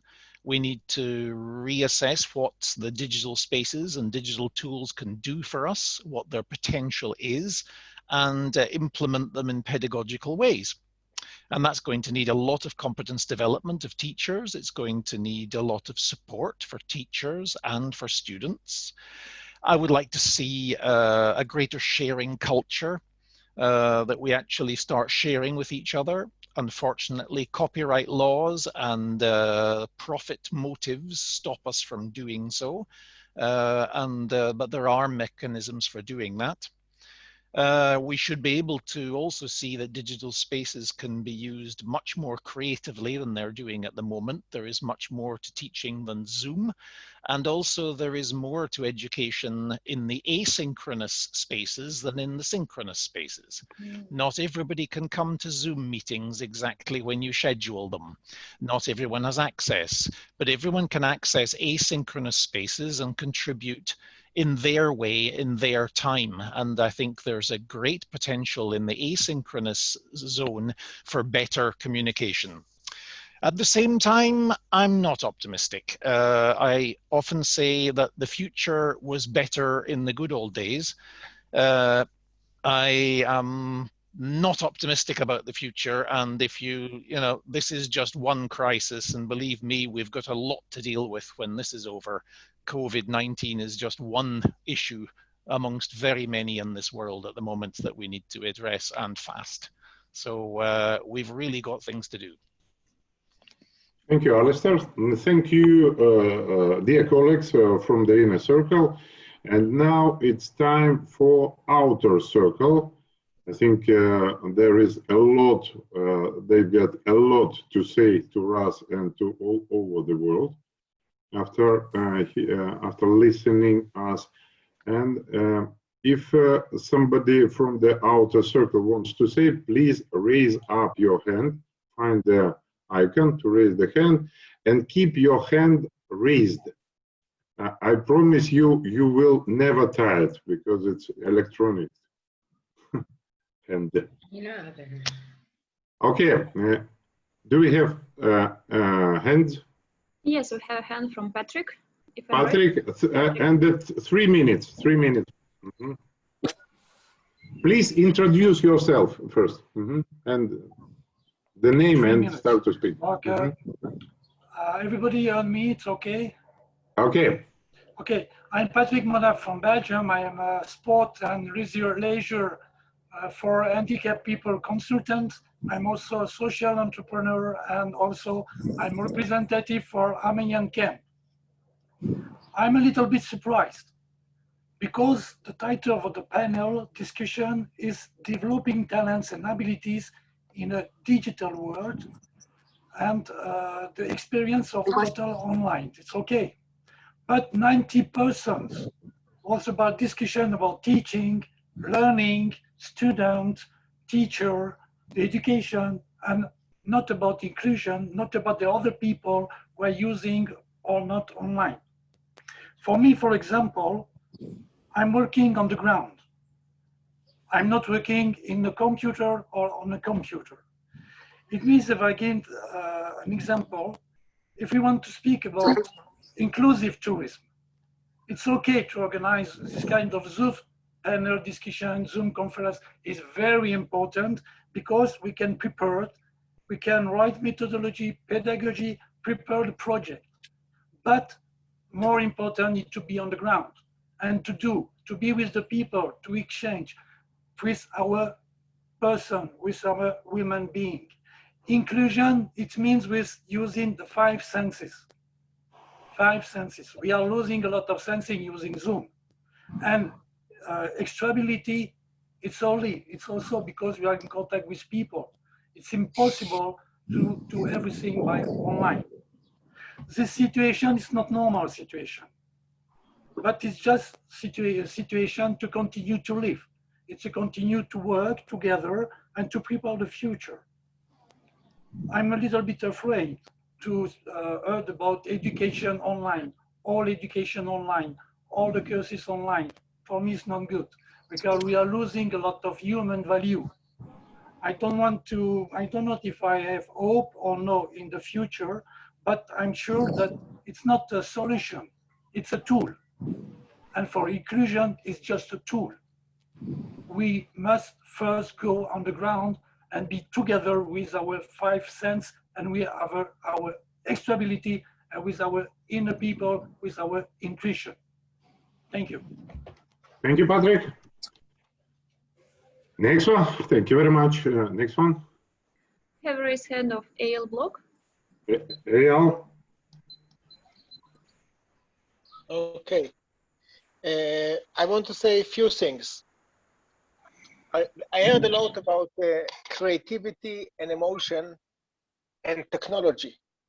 So of course we need all this creativity and emotion and leadership, but I think there's some points are missed. We have to speak about the digital culture, not about the technology. And whole humanity went in 1 month into the digital culture. And the digital culture is much more than how to use Zoom or not to use Zoom or online things. So that's one aspect. The other things is to ask the question, how technology can make me wiser, more moral, more human. And if this is not asked, what is the purpose of the use of all these things? Smartphone is not a wise phone. It's a big difference. And then the last things, people spoke about solidarity, but at least in Israel, I know 200,000 kids are left out of the digital culture because they don't have the internet or the computer. So there is the digital gap. So if we cannot address this solidarity, when we left in Israel alone, it's 1 million people totally are out of 8 million. That's a lot. And I'm quite sure it's similar all over. So we can talk here about all this advantage, disadvantage, but there is a disabled, big community that's become disabled in the last 3 months. And there was no adjusting whatever about this. So I think there are few points that really missed here. And we have a new generation. This I'm analphabet in the digital. Later on, people want to go more into this. I will be more than happy because these days, the past months, I'm working on closing the digital gap to get the basic things for those who have nothing. Thank you very much. Thank you, Eyal. Yeah, thank you. Okay. Next. Vera, do we have hands? No. Who wants to tell? From Pavel, do you want to say something? No. Okay, Maria. Yeah, hi guys. I'm your subtitled today, and I just want to say a few words about digital era for interpreter and translator. And I wanted to share my screen right now. Hopefully you can see it. So I need to say that I'm interpreter and translator in German and also audio descriptor. Do you hear me? Yeah? Yes, yeah? we can see you. Yes, yes. We can. Okay. So, and I think only about 2 or 3 weeks, I've started to work with live subtitling. So yes, I'm subtitler also. I understand that I need to understand the audio visual work, what the emotions of people are, to compress the idea and type it in 2 phrases or sentences, 32 letters in it. And live subtitling in Zoom, does it really work? How? I understand that I need to help people who want to hear what happens here. And sometimes you do not have any software, as we know. So there is an option in Zoom to use simultaneous interpretation, but there is no option to use such speaker software. Yeah, then I hear the text, then I dictate it, and I have a subtitling software, typing software. I've tried it today, no go. So we do not have an opportunity to make computerized live subs, speech-to-text software, then 2 subtitlers and proofreaders, subtitle and proofread it, and make subtitling software. So we still have only manual live subs. And in this digital era, I understand that we are slow, but we have enough passion and maybe sometimes big empathy to stay here and just put everything that we hear in very short sentences. Sometimes I understand that it's not enough, but I think that this digital era just taught me that that's a little bit, just a little input that I can make for other people, and that is the inclusion. I am included in the process as a live subtitler to make this discussion more often, and that's great. I would not try it in other situation. Without this pandemic, it couldn't be able for me, only audio description maybe sometimes for films and others. So I'm really thankful that we have such options right now. That's really great. Okay, thank you, Maria. Anybody else from the outer circle? Yes, Pavel wanted to speak. Pavel? Hello all, my name is Pavel Kaplan. I'm now living in Germany.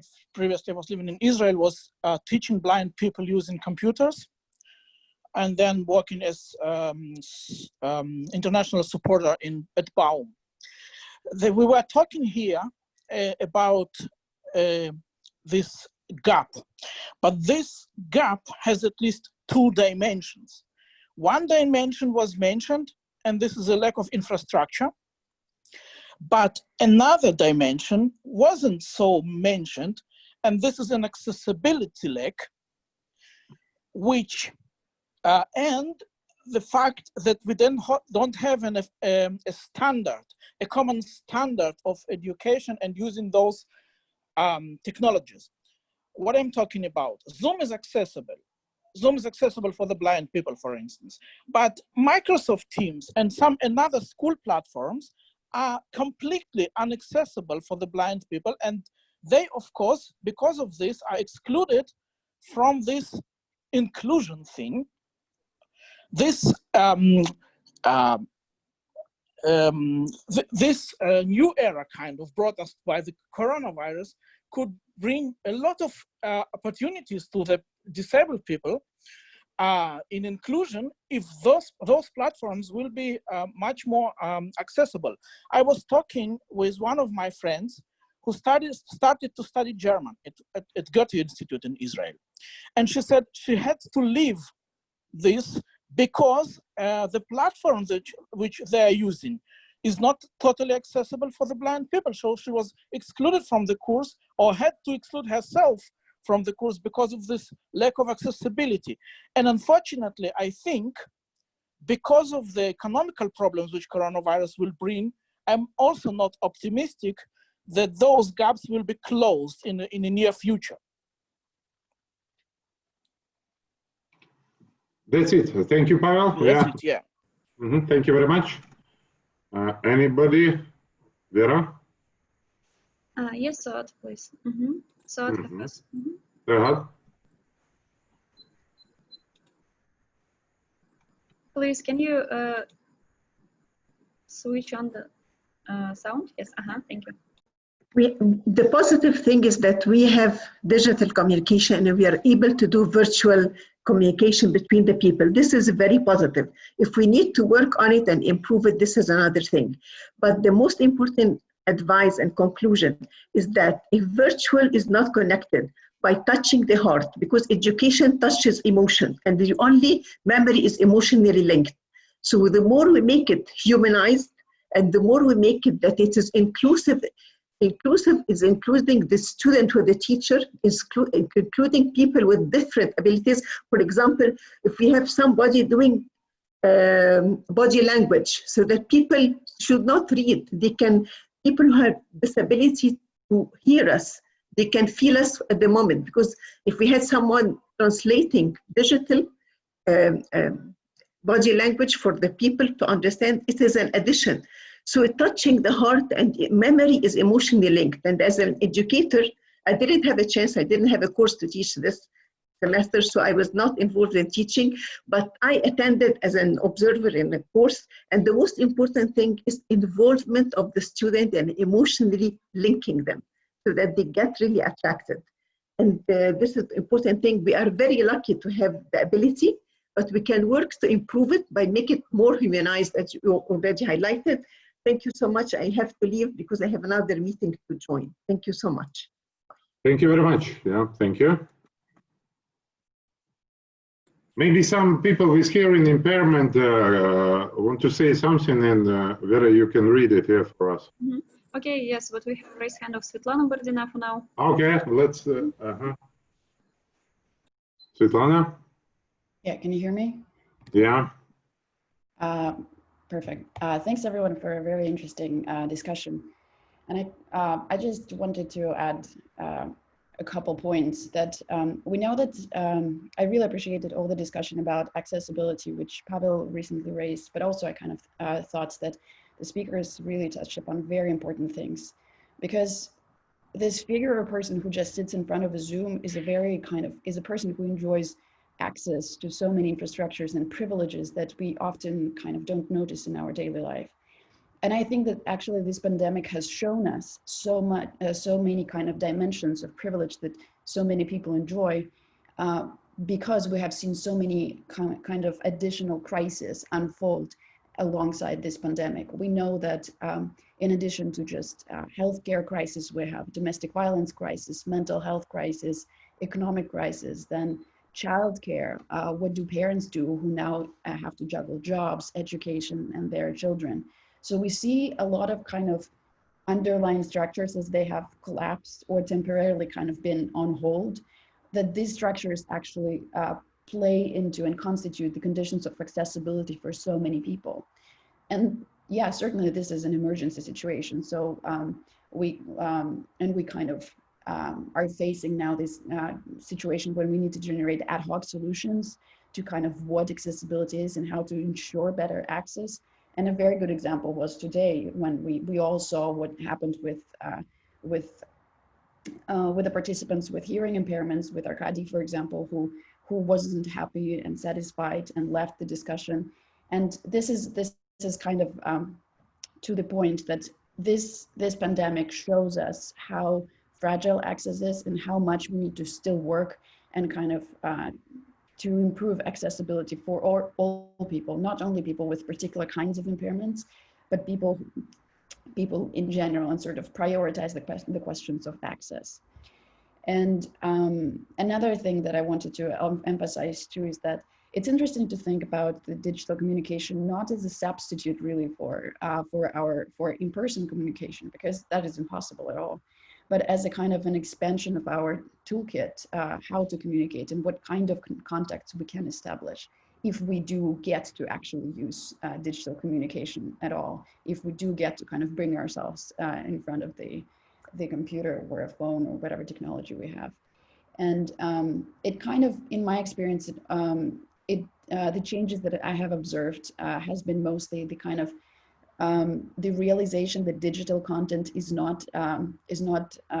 as important as in-person content, that digital events are as important and as productive and as consequential as in-person events. And that kind of is, that also connects to the point that there have been so many people with disabilities who have been doing activism, who have been generating content online without having an ability to leave their houses or to be physically present somewhere to deliver whatever they're. Svetlana, sorry, 3 minutes. Yeah, so what I'm, just to conclude, I think that this also has given us opportunities to reevaluate what we value and what kind of voice we get to hear. Thank you. Thank you, Svetlana. Okay. And Pavel also wants to add something. Pavel, a little bit later, just we will give the word for those who didn't speak yet. Is anybody who want to speak who didn't speak? Yeah? No? No. No.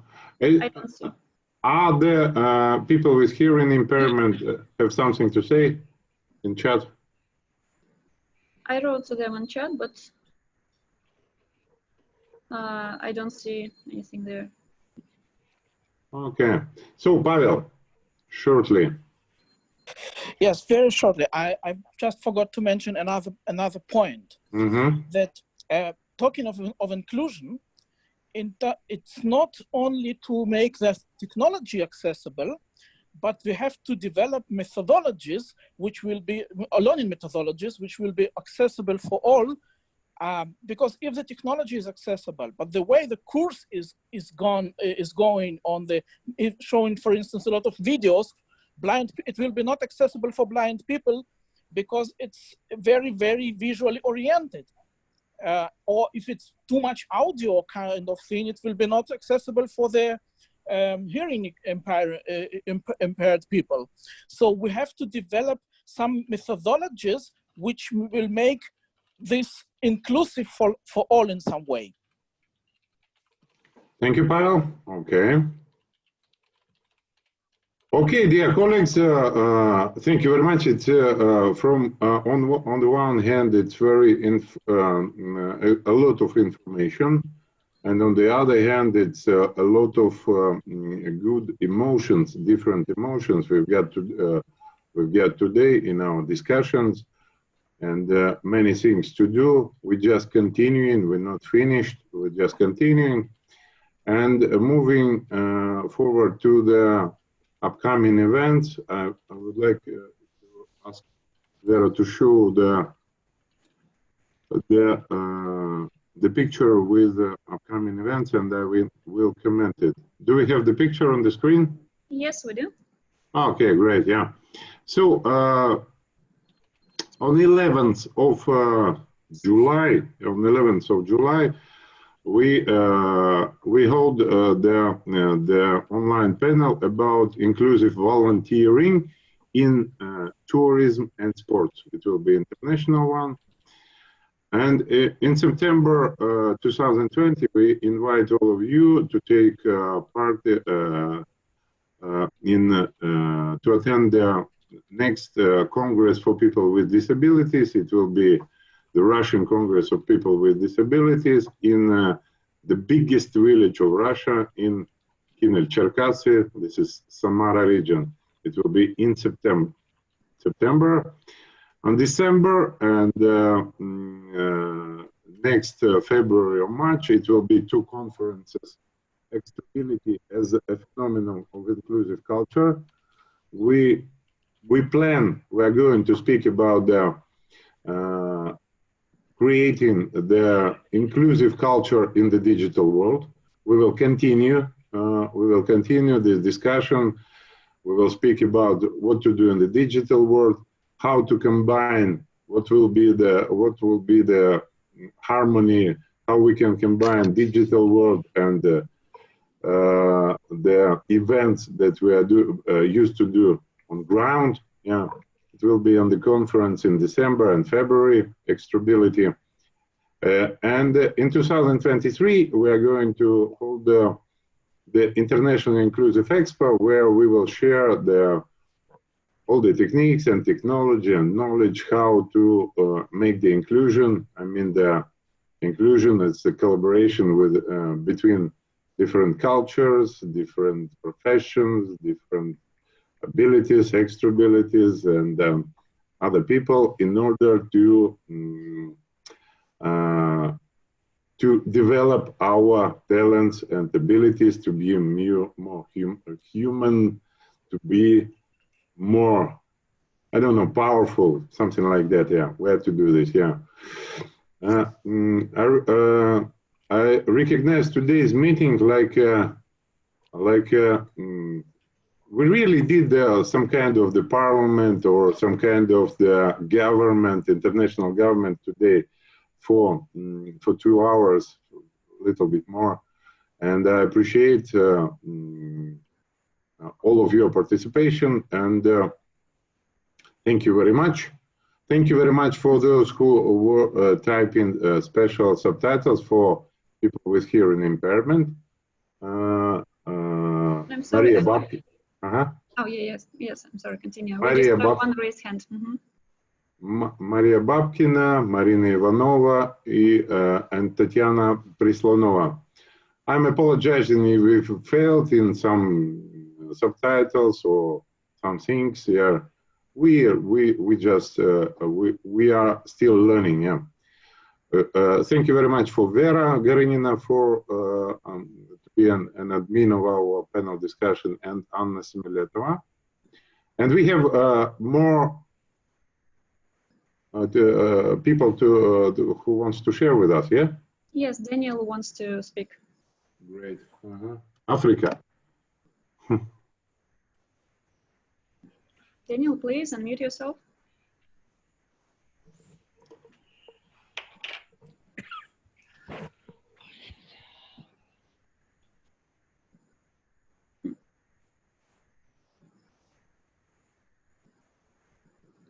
Daniel? Yeah. Okay. Yes, can everybody hear me?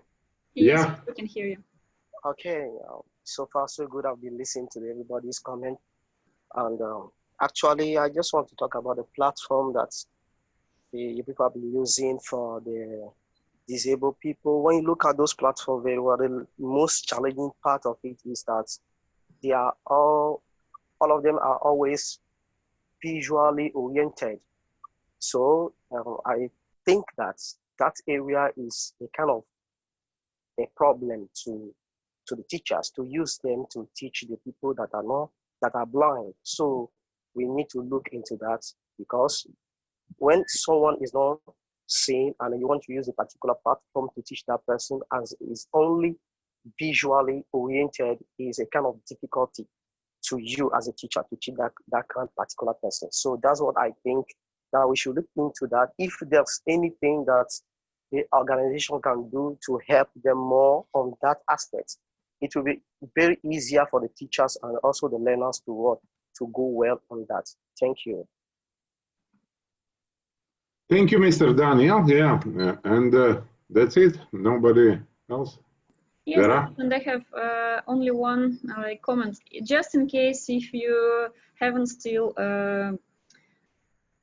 filled the register form, I just ask you kindly to do this for us to be able to make certificates for all participants, just to not forget anyone who was here. So just in case if you still didn't do this, please fill the registration form. So, and thank you for coming. That's it. And now we plan to turn all the microphones. Yeah, all the microphones. If you had the loud dogs, and please turn it off by yourself. We're now turning for everybody microphones, and we can say for everybody goodbye. Yeah. Vera, voila. Yes, I've done this. Bye. Thank you very much. Thank you. Thank you. Thank you. Bye bye. Bye. Thank you. Bye. Thank you. Hello. До свидания. Спасибо большое. Bye. Thank you. Bye. Merci beaucoup. À bientôt. Bye bye. Goodbye, everybody. Goodbye. Take care and be safe. Bye. Thank you, you too. You too. Bye. Don't forget, sometimes beer is better than tea. Ah, where is the flower? Where are the flowers? Flower. Okay, now we can go. Thank you very much. Don't forget. Yes. Ah, you are from the different dimension. Smell very nice. I will talk to you. Ah. Okay. Très joli, Patrick. Merci. Ah, oui, c'est très très joli. Très joli. Bye. Bye bye.